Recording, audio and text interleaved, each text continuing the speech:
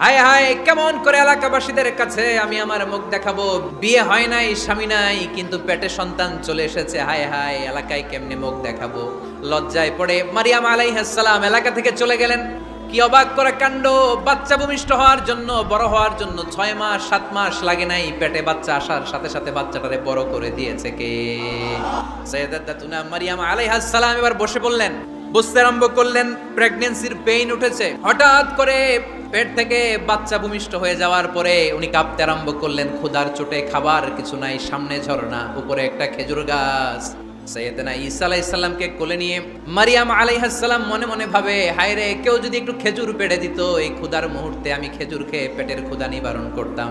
হুজ্জি ইলাইকি বিজিযআইন নাখলা, এর মানে হচ্ছে মারিয়াম কেউ পেড়ে দিবে না, একটু কষ্ট করে হাতটা উঁচু করে খেজুরের ডালা ধরে ঝাঁকুনি মারো, টস টসে কাঁচা পাকা খেজুর নিচের দিকে পড়বে, তারপর তুমি তুলে খাবে। সুবহানাল্লাহ পড়ে।